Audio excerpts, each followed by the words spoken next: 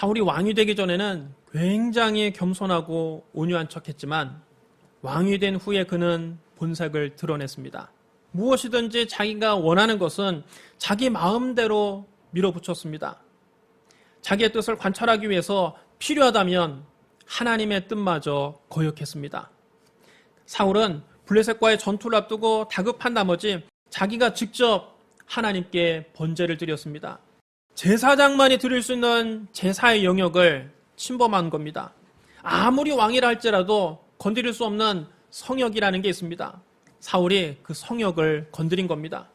사무엘이 안타까워하며 사울에게 말했습니다. 왕이 망령되이 행하였도다. 왕이 하나님 여호와께서 왕에게 내리신 명령을 지키지 아니하였도다. 그리하였더라면 여호와께서 이스라엘 위에 왕의 나라를 영원히 세우셨을 것이거늘 지금은 왕의 나라가 길지 못할 것이라 여호와께서 왕에게 명령하신 바를 왕이 지키지 아니하였으므로 여호와께서 그의 마음에 맞는 사람을 구하여 여호와께서 그를 그의 백성의 지도자로 삼으셨느니라. 또 사울은 아말렉과의 전투에서는 모든 것을 남김없이 진멸하라는 하나님의 명령을 거역했습니다. 그는 아말렉 왕 아각을 살려주었고 양과 소 중에 살찌고 기름진 것을 죽이기가 아까워 전리품으로 취했습니다. 눈앞에 신뢰를 챙기기 위해서 하나님 말씀을 정면으로 거스른 겁니다. 그런 다음 사무엘 선지자에게는 뻔뻔한 변명을 늘어놓았습니다. 나는 실로 여호와의 목소리를 청종하여 여호와께서 보내신 길로 가서 아말렉 왕 아각을 끌어왔고 아말렉 사람들을 진멸하였으나 다만 백성이 그 마땅히 멸할 것 중에서 가장 좋은 것으로 길갈에 가서 당신의 하나님께 제사하려고 양과 소를 끌고 왔나이다. 사울은 모든 책임을 백성들에게 떠넘겼습니다. 그때 사무엘 선지자가 사울에게 말합니다.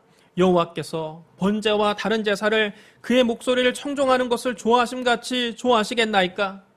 순종이 제사보다 낫고 듣는 것이 순양의 기름보다 나으니 이는 거역하는 것은 점치는 죄와 같고 완고한 것은 사신 우상에게 절하는 죄와 같음이라 왕이 여호와의 말씀을 버렸으므로 여호와께서도 왕을 버려 왕이 되지 못하게 하셨나이다.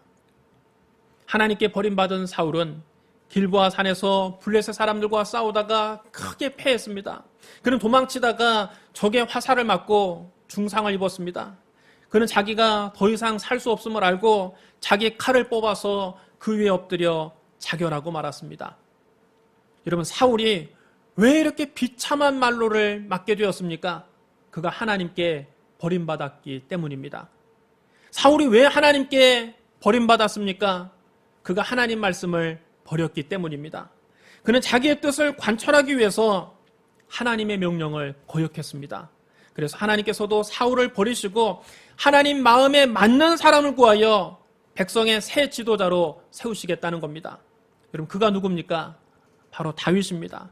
다윗이 왜 하나님 마음에 맞는 사람입니까? 다윗은 중요한 결정을 내리기 전에 항상 하나님의 뜻을 여쭈었습니다. 다윗은 왕이 되기 전에도 하나님께 여쭈었고 왕이 되고 난 후에도 하나님께 여쭈었습니다. 다윗이 왕이 되기 전에 사울왕에게 박해를 받고 쫓겨다닐 때입니다. 다윗은 사울왕을 피해서 부하들과 함께 아둘람 굴에 숨어 있었습니다.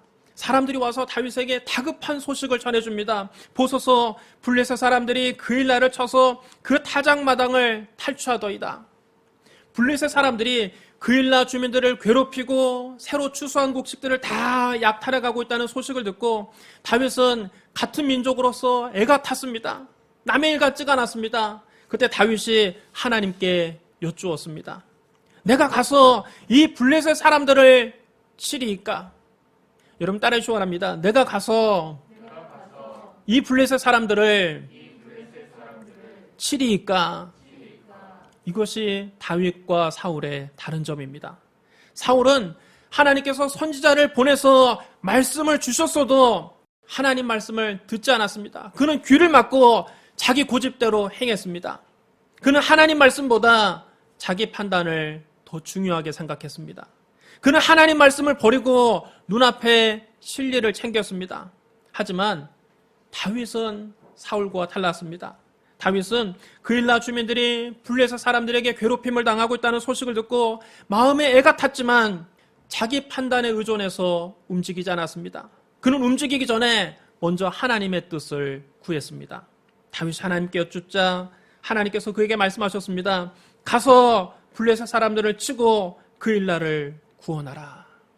그러나 다윗의 부하들이 강하게 반대하고 나섰습니다. 우리가 여기 유다에 있기도 두려운데 그일라까지 가서 어떻게 블레셋 군과 싸울 수 있겠습니까? 이성적으로 생각해보면 부하들의 말이 맞습니다. 당시 다윗은 사울왕에게 쫓겨서 도망다니고 있는 신세입니다. 몰래 숨어있는 상황입니다. 사울왕의 군대도 감당하기가 어려운데 어떻게 블레셋 군과 전쟁을 치를 수 있겠습니까? 다윗이 블레셋과 전쟁을 벌이면 그의 은신처가 사울왕에게 발각될 것입니다. 그러면 사울왕의 군대도 다윗에게 올 것이고 블레셋 군대도 다윗을 괴롭힐 것이어서 양쪽에서 공격을 받을 수 있습니다. 부하들이 강하게 반대하자 다윗은 하나님께 다시 여쭈었습니다. 그러자 하나님께서 말씀하셨습니다. 일어나 그일라로 내려가라. 내가 블레셋 사람들을 네 손에 넘기리라. 하나님의 응답을 받은 다윗은 더 이상 앞뒤재지 않고 바로 행동에 옮겼습니다. 다윗은 자기의 판단보다 사람들의 의견보다 하나님 말씀을 의지했습니다. 그는 부하들을 데리고 그일라로 가서 블레셋 사람들과 싸워 그들을 크게 쳐 죽이고 그들의 가축을 전리품으로 빼앗아 왔습니다. 다윗이 하나님 말씀에 순종함으로 블레셋과의 전투에서 대승을 거둔 겁니다.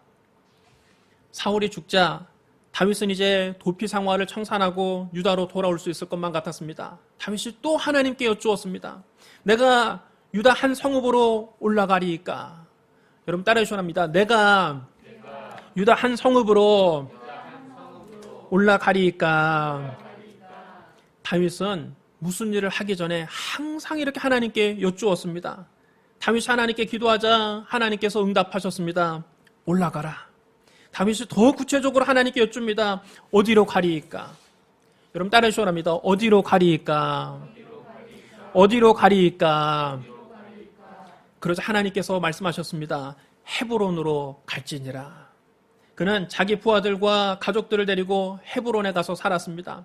다윗은 이처럼 항상 하나님의 응답을 받고 움직였습니다. 그러자 유다 사람들이 다 헤브론으로 찾아와서 다윗에게 기름을 부어 그를 유다의 왕으로 삼았습니다.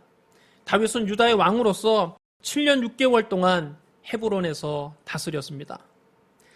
사울의 아들 이스보셋마저 죽자 이스라엘 모든 지파가 헤브론에 있는 다윗을 찾아와서 말했습니다. 보소서, 우리는 왕의 한 권력이니이다. 전에 사울이 우리의 왕이 되었을 때에도 이스라엘을 거느려 출입하게 하신 분은 왕이시었고 여호와께서도 왕에게 말씀하시기를 네가 내 백성 이스라엘의 목자가 되며 네가 이스라엘의 주권자가 되리라 하셨나이다.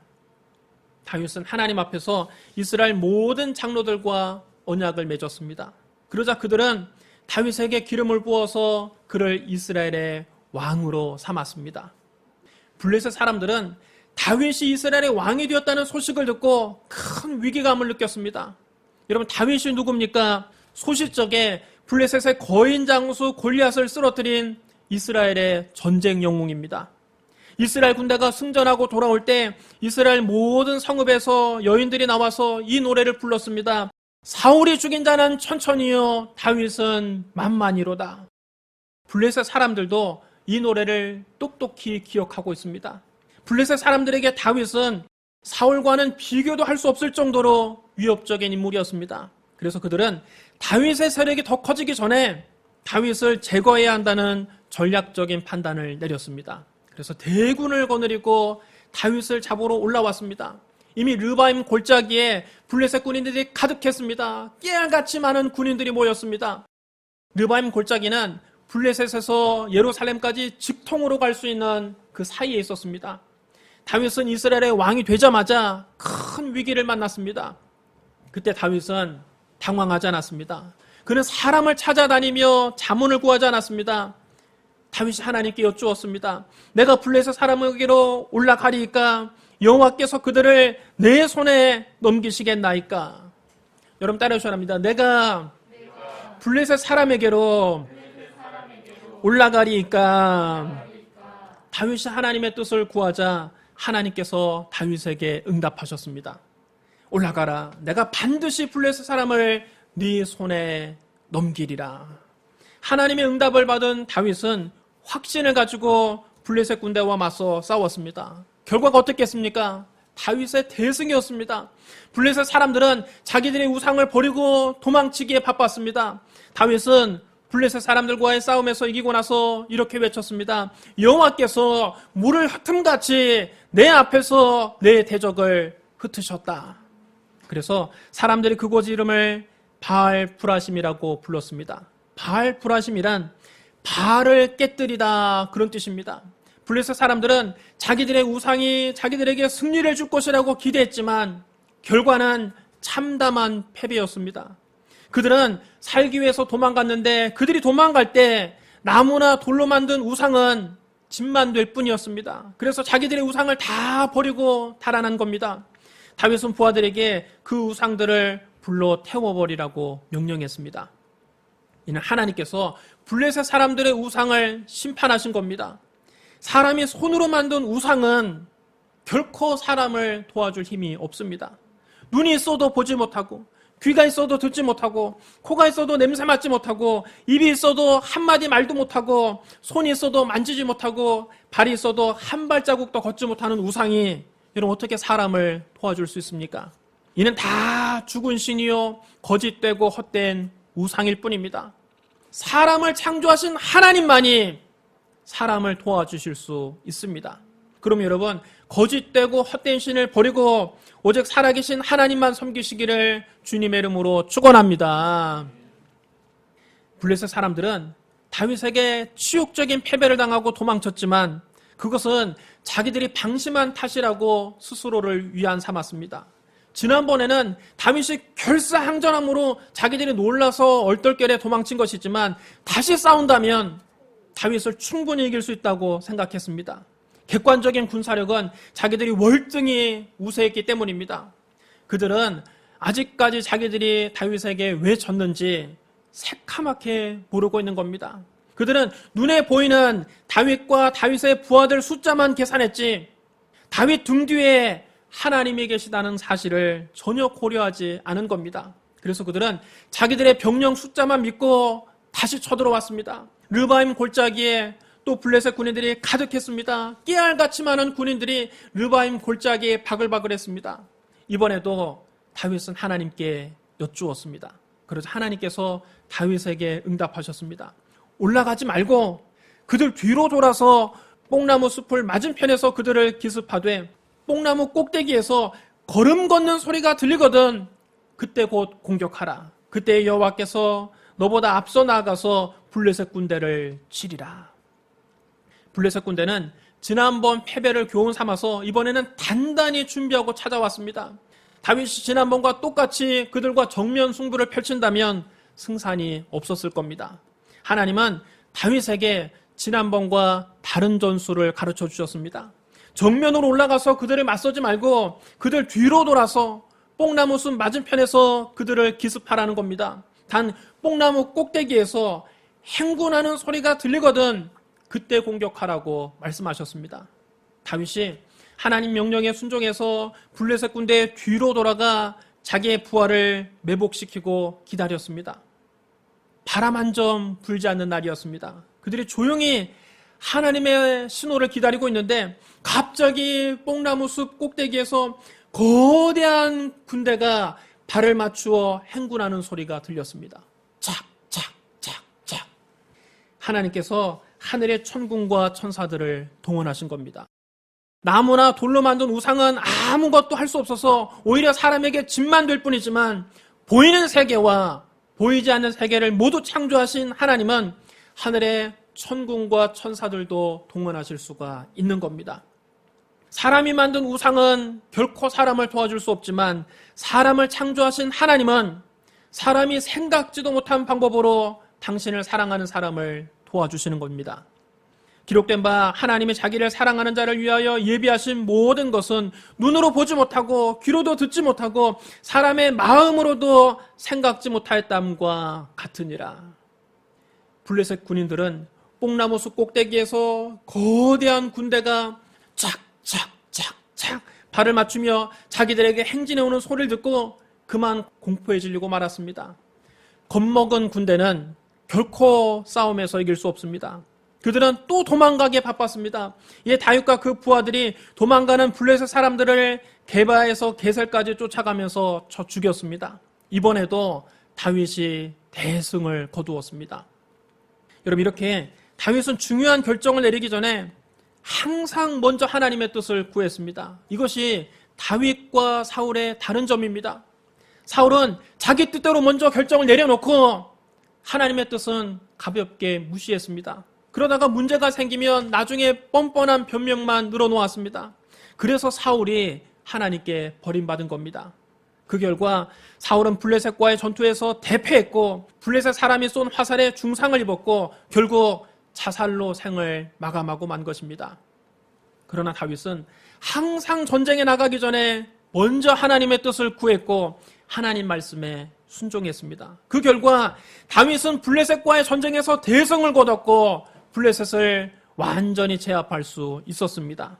그래서 다윗이 하나님 마음에 맞는 사람인 겁니다. 하나님의 뜻을 구했던 다윗은 하나님의 뜻을 구하신 우리 주 예수 그리스도의 예고편입니다. 예수님은 십자가를 지시기 전날 밤 겟세마네 동산에서 이렇게 기도하셨습니다. 아버지여, 만일 아버지의 뜻이거든 이 잔을 내게서 옮기시옵소서. 그러나 내 원대로 마시옵고 아버지의 원대로 되기를 원하나이다. 여러분, 기도가 뭘까요? 우리는 나의 뜻을 하나님께 아뢰는 것이 기도라고 생각합니다. 이것은 기도의 한 면만 보고 다른 면은 보지 못한 겁니다. 기도는 살아계신 하나님과의 대화입니다. 여러분 따라해 주셔야 합니다. 기도는 살아계신 하나님과의 대화입니다. 대화는 혼자 할 수 있는 것이 아닙니다. 일방적으로 내 의견만 전달하는 것은 통보지 대화가 아닙니다. 내 생각을 전달도 해야겠지만 상대의 의견을 듣기도 해야 합니다. 그래야 대화가 이루어집니다. 기도가 하나님과의 대화라면 내 생각을 하나님께 아뢰기도 해야겠지만 하나님의 뜻을 우리가 듣기도 해야 하는 것입니다. 그러므로 기도는 일방통행이 아니라 쌍방통행입니다. 그러면 기도를 잘하는 비결은 무엇입니까? 기도가 하나님과의 대화이기 때문에 기도를 잘하는 비결은 대화를 잘하는 비결과 같습니다. 대화를 잘하는 비결이 뭡니까, 여러분? 그것은 경청입니다. 상대방의 말을 잘 들어주는 것입니다. 그것이 대화의 첫걸음입니다. 내가 하고 싶은 말만 일방적으로 쏟아놓는 것은 좋은 대화법이라고 할 수 없습니다. 상대의 의견을 경청하는 것이 좋은 대화의 출발점입니다. 기도도 여러분 마찬가지입니다. 내 소원을 하나님 앞에서 장황하게 주저리 늘어놓기만 하는 것은 좋은 기도라고 할 수 없습니다. 좋은 기도는 오히려 내 생각과 내 고집을 내려놓는 것입니다. 좋은 기도는 하나님의 뜻을 여쭙고 하나님 말씀을 들으려고 애를 쓰는 겁니다. 예수님은 참된 기도의 본을 우리에게 보여주셨습니다. 예수님께서 겟세마네 동산에서 기도하실 때 아버지 하나님은 그에게 커다란 잔 하나를 내미셨습니다. 그 잔 속에는 아담 이래로 모든 인류가 지은 죄가 다 담겨 있습니다. 저와 여러분이 일생 동안 지은 죄도 그 잔 속에 담겨 있었습니다. 너무나도 추악하고 더러운 죄를 보고 예수님은 몸서리를 치셨습니다. 예수님은 하나님의 아들로서 죄와는 아무런 상관이 없는 분입니다. 예수님은 동정녀의 몸에 성령으로 잉태되셨기 때문에 아담의 원죄도 물려받지 않으셨습니다. 예수님이 이 땅에 33년 동안 사시면서 단 한 번도 아버지 하나님의 뜻을 거역하신 적이 없으십니다. 그러므로 예수님에게는 죄가 전혀 없었습니다. 히브리서 4장 15절에 이렇게 기록되어 있습니다. 우리에게 있는 대제사장은 모든 일에 우리와 똑같이 시험을 받으신 이로되 죄는 없으시니라. 예수님은 33년 동안 죄 많은 이 세상에 사실 때 우리와 똑같이 죄의 유혹을 받고 우리와 똑같이 마귀의 시험도 받으셨습니다. 하지만 예수님은 그 모든 시험을 이기고 죄를 짓지 않으셨습니다. 그러므로 예수님은 죄와 전혀 상관이 없는 분입니다. 그런데 아버지 하나님께서 이런 예수님에게 인류의 모든 죄가 담긴 잔을 마시라고 하십니다. 예수님께서 그 잔을 마시면 이제 우리의 모든 죄를 예수님이 대신 덮어쓰게 됩니다. 하나님은 죄를 알지도 못하시는 분에게 죄가 되라고 말씀하셨습니다. 죄 덩어리가 되라고 말씀하셨습니다. 고린도후서 5장 21절에 이렇게 기록되어 있습니다. 하나님이 죄를 알지도 못하신 이를 우리를 대신하여 죄로 삼으신 것은 우리로 하여금 그 안에서 하나님의 의가 되게 하려 하심이라. 예수님께서 이 잔을 받아 마시면 우리의 모든 죄가 예수님에게 옮겨갑니다. 예수님은 우리의 죄를 대신 짊어지고 십자가에서 하나님의 심판을 받아야 합니다. 예수님께서 이 잔을 받아 마시면 하나님께 버림받게 됩니다. 예수님은 하나님에게 영원 전부터 사랑하는 아들이요 기뻐하는 자였습니다. 예수님은 창세 이전부터 단 한 번도 아버지 하나님과 친밀한 교제가 단절된 적이 없으셨습니다. 그러나 예수님이 죄악의 쓴 잔을 마시면 그때부터 십자가에 달려 죽으실 때까지 철저하게 하나님께 버림받는 겁니다. 예수님에게는 바로 그것이, 아버지 하나님과 떨어지는 것이, 아버지 하나님께 버림받는 것이 양손과 양발에 대못이 박히는 것보다 더 큰 아픔이었습니다. 그래서 예수님은 겟세마네 동산에서 기도하실 때 먼저 이렇게 기도하셨습니다. 아버지여, 만일 아버지의 뜻이거든 이 잔을 내게서 지나가게 하옵소서. 이것이 예수님의 솔직한 심정이셨을 겁니다.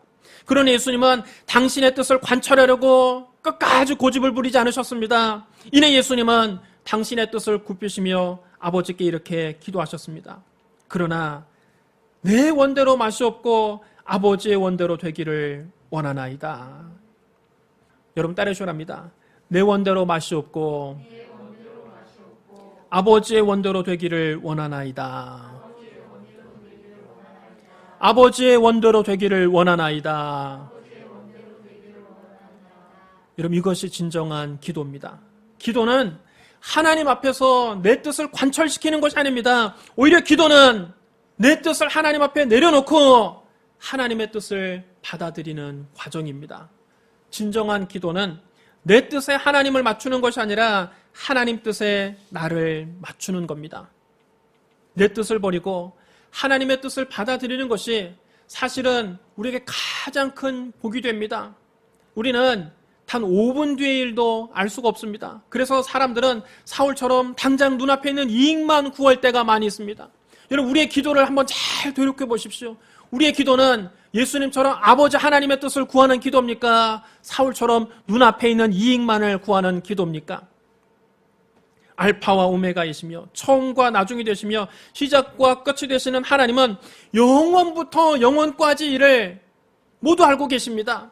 우리의 삶의 시작과 끝을 알고 계신 하나님은 멀리 내다보시고 때를 따라 우리에게 가장 좋은 것을 주십니다. 설령 지금 당장은 그것이 우리에게 쓰디쓴 고난이랄지라도 먼 훗날 되돌아보면 그것이 나에게 가장 좋은 보약이었음을 깨닫게 됩니다. 첫사람 아담은 하나님과 같이 되고 싶어서 하나님께서 먹지 말라고 하신 선악과를 먹었습니다. 아담은 눈앞에 있는 먹음직도 하고 보암직도 하고 지혜롭게 할 만큼 탐스럽기도 한 나무에 자기 마음을 빼앗겼습니다. 당장 눈앞에 있는 이익만을 본 것입니다. 아담 한 사람의 불순종으로 모든 인류가 죄인이 되게 되었습니다. 그러나 예수님은 아버지 하나님 뜻에 죽기까지 복종하셨습니다. 눈앞에 참혹한 십자가의 죽음이 기다리고 있었지만 아버지의 원대로 되기를 기도하셨습니다. 예수님께서 아버지 하나님의 뜻에 순종한 결과 예수님은 십자가의 죽음을 이기고 3일 만에 부활하셨고 우리의 구주가 되셨습니다. 이제 많은 사람이 예수 그리스도를 믿고 구원받게 됐습니다. 로마서 5장 19절은 이렇게 말씀합니다. 한 사람이 순종하지 아니함으로 많은 사람이 죄인 된 것 같이 한 사람이 순종하심으로 많은 사람이 의인이 되리라. 아담 한 사람이 하나님 말씀에 순종하지 아니함으로 온 인류가 죄인이 되지 않았습니까? 그러나 예수님 한 분이 순종하심으로 많은 사람이 예수 믿고 죄사함 받고 의인이 되는 길이 활짝 열린 것입니다. 사랑하는 성도 여러분, 다윗처럼 여러분이 중요한 결정을 내리기 전에 먼저 하나님의 뜻을 여쭈어 보십시오. 예수님처럼 내 뜻이 아니라 아버지 하나님의 뜻을 구하는 기도를 드리십시오. 진정한 기도는 내 뜻에 하나님을 맞추는 것이 아니라 하나님 뜻에 나를 맞추는 겁니다. 하나님 우리를 위해서 우리의 상상을 초월하는 놀라운 축복을 예비하고 계십니다. 내 생각을 내려놓고 겸손히 하나님의 뜻을 구할 때 하나님께서 예비하신 놀라운 축복을 받게 됩니다. 그러므로 여러분이 기도하실 때마다 내 뜻을 고집하는 것이 아니라 겸손히 하나님의 뜻을 구하는 저와 여러분이 되시기를 주님의 이름으로 축원합니다. 우리 기도하겠습니다. 사랑과 은혜가 풍성하신 하나님 아버지, 예수님의 겟세마네 동산에서 기도의 본을 보여주시니 감사합니다. 아버지여, 나의 원대로 맛이 없고 아버지의 원대로 되기를 원하나이다. 아버지의 기도가 우리의 기도가 되기를 원합니다. 날마다 십자가 앞에 우리의 생각, 우리의 뜻, 우리의 고집을 내려놓고 아버지 하나님 뜻을 받아들이고 온전히 순종하는 우리 모두가 되게 하여 주옵소서. 예수님 이름으로 감사하며 기도드리옵나이다. 아멘.